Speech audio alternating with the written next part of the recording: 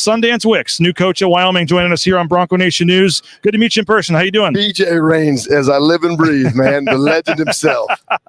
I wouldn't go that far, Coach. But you said you were living in your office there for a while. Did you finally get a place at least? We got a house. I had to go walk up, knock on the door, make somebody an offer they can't refuse. I think that was the last house in Laramie. So we're lucky we got a roof over our head right now and we can actually live. Have you been able to now you're back in practice season, so probably not. But were you ever able to kind of catch your breath, or has it been go ever since you got here? No, it's been nonstop. I mean, you were the latest job in the cycle, and it's good and bad because you don't have a lot of time to think, but it's also bad because you need some time to think and you need some time to process how you want to go about it. And so we're still fighting every single day for our culture and trying to play catch up to everybody else. Has been like Leon over there in Boise, man. You guys have that culture rocking for years, and you fight against other teams' cultures. You don't really fight year to year. You fight about what you're doing consistently. You were obviously already at Wyoming before, but is there anything about now being the head coach and the current situation with NIL and everything else going on? Is there anything that's been surprising in a good or bad way, or anything different you weren't expecting, or just is the transition back? How's it been? No, it's Wyoming's Wyoming, man. I love them. We're the same people all the time. All right, the good Wyoming folk, and they love the brown and gold. And I always tell our guys that people in Wyoming, they cheer for the University of Wyoming, right? And you can have your name on the back of the jersey, but at the end of the day, fans of any institution, they should always be just fans of their institution. They should always be fans of University of Wyoming. They honor the brown and gold. And regardless of who's wearing that jersey, they're going to come out and support you. And that's what great fans do, and that's what our fans have been awesome for me. And personally, I'm always trying to give out to as much as we possibly can, get out and give to the community so we can create that army of energy givers who want to be in the Dome of Doom when you guys come to town and make it the environment that was there in 21-22. And just put a product on the floor that guys are proud of at the University of Wyoming. How quickly can it get back to that? What are fair, reasonable expectations for your team this year? They can change year to year, as you well know. I think it's a chemistry experiment every year now. Is finding the right collection of human beings that work well together in the locker room and they can stay connected and competitive. And if you can get consistency at this level, the numbers show you that retention at this level, it increases your win shares more dramatically than transfers. And you're going to have to plug and play, but you want to keep the middle third of your pie right. You want to keep if we had a pie here, BJ, and I said, here's an apple pie, and I'm going to take the middle third, but you get the outer 2/3, you're going to be a little bit pissed off. Yeah. I guess so. You want the middle third. I would take 2/3 versus a third. That probably sounds about right. But the middle third, yes, where all the good stuff's at, right? Yeah. And I get all the good stuff, but that's what you want to do with your roster every year. You want to keep your middle third, your cultural carriers together, and then you're going to lose. You're going to have some attrition on the front end and your attrition on the back end, depending on where you're at. And so for us, it's consistency and culture and connectedness and competitiveness, and that's what we can control. And that's what I love about Wyoming. That's their expectations. Is just find those kids who want to be Cowboys, our kind of Cowboys, and ride with them. When we talked over the summer, you said you had this kind of secret plan that you weren't ready to divulge to anybody. I mean, in terms of how you're going about trying to moneyball this and piece it all together in your roster and boosters and everything else, I mean, how's that plan going so far? It's great. I mean, you want to get guys who supersede expectations, right? You get guys with chips on their shoulders, and that's the Wyoming way. Is you just got to be Cowboy tough. And we got a roster full of guys that have stuff to prove. And we've got some guys that have been in programs that have won and have helped teams win, but they weren't maybe the main guys to help those teams win. And now they want to prove that they can be those guys to help lead a team to a winning season and have a last dance where they go out as a winning record. And for a guy like Jordan Nesbitt, for us, who's come from a couple of years of losing at Hampton, he wants to prove that he can go out a winner. And he's been phenomenal for a guy who's coming from some habits that you got to rewire. He's been super humble and super hungry. And those kids, to me, those are the kids I love to coach. I love to coach guys with a chip on their shoulder that have something to prove and that are humble enough to take the coaching and go get it. Who are a couple of guys that maybe are not household names around the Mountain West right now that when this season gets rolling, people are going to know real quick who they are on Wyoming's roster? You're going to know Obi Agam, our Division II transfer from Fort Lewis. He can play, man. He can play at any level. And he's smart. He's tough. He can defend.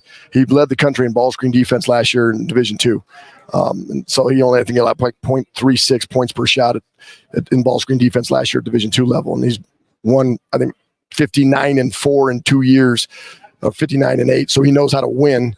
So he's going to be one. Then you're going to see like Dante Allen, who's been at Kentucky and Western Kentucky, obviously knows how to play the game of basketball, been doing it a long time. We got great quality connectors like Cole Henry and Kobe Newton, who are going to be like insanely important to us in keeping the flow of our offense. And then we're going to be a 90s throwback team here. So we're going to pound the ball inside, man. It's going to be smash mouth football. We got about 5 men on our roster, either 4s or 5s and our 5s or 6s. Okay, so you're going to see a little 3 out, 2 in, and it's going to be we're going to try to make it hard on you when it come to Laramie. We're going to throw that ball inside. And I know you guys are big as hell up there, so that's kind of how you got to match up with Boise. How many Red Bulls a day you drink? 62. I mean, do you sustain this energy 24/7? How do you keep it? How do you always stay this active? God blessed me with gratuitous amounts of energy and started living intentionally in 2016 about bringing your own juice. Too many times we could play victim to circumstances in our life. So we have an everyday dude mentality that's you got to show up every day the same way, regardless of circumstances. I'm dad, I'm a father too, and my kids are 5 and 3. And you could whine and complain about lack of sleep growing up or all this stuff. And at the end of the day, you get to choose how you want to live your life. And so I just know if I don't use it, God's going to give it away. And we try to teach our guys every single day that energy can be a separator and an accelerator in your life if lived intentionally. And versus playing the victim mentality, let's play the victor mentality and go out there and live our best life. I'm pretty lucky to do what I do, BJ. And I could not be more blessed right now than to be at the University of Wyoming and with my family and in a great situation. So won't never take that for granted. We got a couple of questions coming in on the YouTube chat. You up for Let's go. A YouTube question here? First of all, Wicks is impressive was the first comment here. JJ Appreciate says, with ties to playing in Sweden, does Wicks have plans to recruit internationally? Absolutely. When we got international flavor right now, and I love my Norskis and my Swedes. It's been a good year up there after my playing career. And my professional coach Torbjörn Gerke is still over there in Sweden, rocking and rolling. Shout out Gerke, he's a good dude. And then we got 4 international dudes, I think Finland, Latvia, Serbia, and France right now on our roster. So we got some cats that got a little international flavor for you. And that's our women's team's done a really good job of doing that as well. There's a blueprint there for it. In terms of the money ball and trying to make it all fit, I know a lot of that's on the court, but also finances and NIL and all that matters too. What is again, I know it's your secret formula or whatever, but in terms of just whether it's finding guys from Division II, whether it's finding international, whether it's guys that were, highly recruited but sat the bench at a Power 5, like what do you think is kind of the kind of guys that would fit at a spot like Wyoming? Yeah, it's mix and match. I mean, I always say there's things you can control and you can't control, right? We can't control the weather and we can't control the location. So if you're scared of wind and you're scared of some inclement weather, then you probably shouldn't come to Wyoming. We can't control our location, but it is, as people like classically refer to some of those places like the Dakotas and Wyoming, flyover states. But once you visit Wyoming and you come there, you're going to ask yourself why you never came in the first place, because it's beautiful. And I'm not saying you got to stay there forever, but for 4 years or 2 years or 3 years or whatever that is, a snapshot in your life, you're going to love your time at the University of Wyoming, because people at Wyoming love you for being there. And we really support our own and those that love the brown and gold. The formula for us, though, is finding kids that care more about the team than themselves, right? And I think that's a little bit like cliche, but you got to find real team guys. The best programs in Wyoming basketball history, the McLean eras, the Linder era in 21-22, and Shy 2015, they were building teams of dudes that were under-recruited, undervaluated, underappreciated, that had a chip on their shoulder that loved to be in Wyoming. You were the coach, right, that told me that you like having kids that have overcome adversity and have had some trouble in their lives? Yeah, we got Kobe Newton down here who had MRSA in his leg and was fighting for his life. They're talking about amputating his leg to save his life last year at one point in the season. Right? You got Dante Allen, who was in a crazy car accident at one point in his career and was basically like, I don't know if he could play basketball again. And so you go through these situations. Jordan Nesbitt on our team, I love him to death. He's got a 3-year-old daughter named Aria. Right? And these are guys that the road hasn't been easy for them. You put forced adversity on kids at a young age, they grow up pretty fast. And then also maybe they haven't had a chance to just kind of find out who they are because they've had to deal with so much stuff. And we've tried to provide that platform and that space for those guys to kind of find who they're going to be as a man going forward, because life's tough after this. Basketball ain't going to bounce forever now. And so I think it's important that you get those kids. And for me, I love building teams. That's why I do this. I don't do this for wins and losses, BJ. I know it's part of the game, but I do this because I love to build teams. My college coach was great at culture. And so we like to build a phenomenal culture where guys care, connect, and compete. And then we build teams. And hopefully that at one point in this process, a team can win a championship. You talked over the summer about just the whole Moneyball aspect, the analytics being a big part of it. I mean, is that like, I don't know, not nervous or uneasy, but just when you do it in practice, it's one thing. But I remember watching the Moneyball movie and they say, no, like over time, it will work. It will work. It will work. Like, what's that like for you? Like, as you wait to get these games going, and are you eager to kind of see in games how all the pieces fit? We track so much stuff. I hired a general manager in Patrick Stacy. he's the Jonah Hill, right? He's the advanced analytics guy. And sometimes I always say numbers can get too acidic. And so my comment to Patrick at all time is never let the numbers tell your eyes lies, right? Because you still got to see the game and you still got to feel the game. But there's a combination of analytics and attitude and awareness that we have to have as coaches, that we look at the numbers, we look at kids' attitudes, are they culturally aligned? And then we look at the awareness of, like, can you play the game? Can you actually play the game?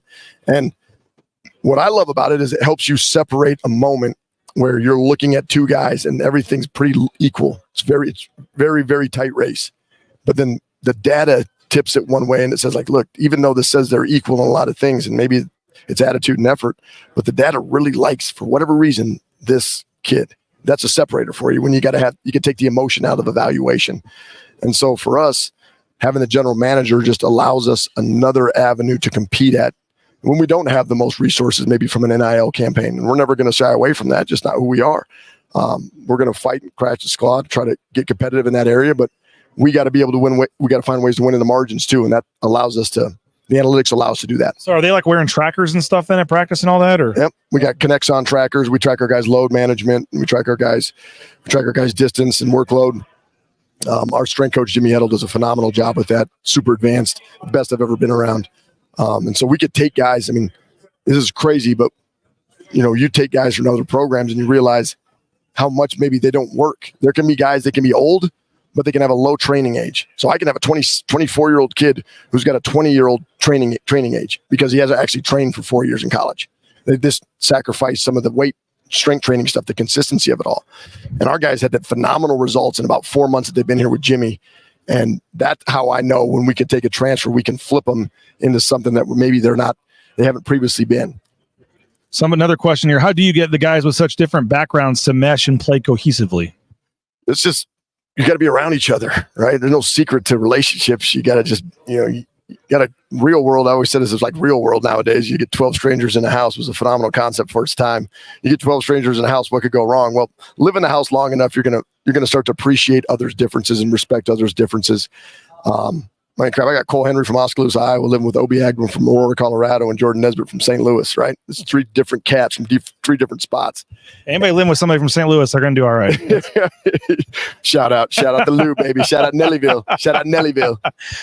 You didn't do yourself any favors, though, by trying to rebuild this program in this league. I mean, no. There's never going to be too many easy nights in this league. Mountain best, and Mountain best can also be mountain stressed. So, and that's the gift and the curse of this league. And that's what's great about it is, when we recruit kids, man, we tell them, don't you want to play at the most competitive level, the highest level? This is the highest level of basketball. I don't care what anybody says, right? You guys are rocking and rolling, about to go over to Pac-12, but you know as well as I do that it's pretty much the Mountain West right now, and everybody's competitive. So if you got that, I mean, every night you got to get ready to rock and roll, and that's the best part about this league is there are no chumps and there's no easy nights off. You were hoping you were going to be DFL, though. Close. You got 9th. I don't know. Yeah. Yeah, you got 9th in the preseason poll there. Fresno State and Air Force. And I'm trying to remember where I put you in Lindy's. Maybe to make you happy, I did that for you. We'll just round down. No, I had you 10th. I put Fresno State below you. But appreciate that. The lack of expectations, though, at least outside. I mean, you mentioned that you've been a lot of places where that's been the case when you've arrived, and you kind of like being that underdog. It's just kind of the chip mentality, right? And doesn't mean someday we might not be picked somewhere else, but until that day comes, like, there's just proving grounds, and you always got to prove yourself. I don't care if you're picked first, like probably you guys were, right? You guys picked first. Well, not me. I just covered the team, but yeah, Boise State was picked first. All right, so Boise State's picked first. I mean, they got to show up every single night, right? And there's a stress and strain about that as well, and that's fun and then hard at the same time. And there's a stress and strain about being picked last, and everybody's got internal expectations and standards that they got to live up to, and that's what I love about it is. It's not where you start, it's where you finish in life, man. And shit, BD, I don't know where you've started, but you're finishing pretty dang good right now. Yeah, appreciate that. I mean, final thing, just you seem excited about your team. You seem excited to prove people wrong. I mean, just what is the overall feeling to kind of wrap this up as you get set to embark on year 1 here? We'll make life tough on everybody in the West, man. Want to make life tough. And that's the final feeling here is I told our guys in our team meeting, our identity going forward is like a 90s basketball team. We're like the bad boy Pistons. We're going to have to make it a physical dogfight and junk it up and make sure that you feel us on the way out of Laramie. And when we come play at your place, we want to make sure that you feel us. And that doesn't mean winning or losing. It just means that there's an identity and a presence there that everybody in this league is going to have to deal with. And we're getting there. I'm not saying it's happening tomorrow. I'm not saying it's happening in a week, but over the course of the long haul, like good teams kind of start to separate themselves. And we got to decide if we want to be a great team, if we want to be a good team, or if we want to be a mediocre team. And that's the choice that every team has right now. It's beautiful. Well, we appreciate your time, Coach. Best of luck in year one. We'll be seeing you. It's New Year's Eve in Laramie. Oh, what a night, I'll have to find out where the post-game parties are. They're born in a barn down on the corner. I don't know where. Buckhorn, baby. Get your butt to the buck. All right. Thanks so much. Appreciate you. PJ. Sundance Wicks, first-year coach at Wyoming, joining us here on Bronco Nation News.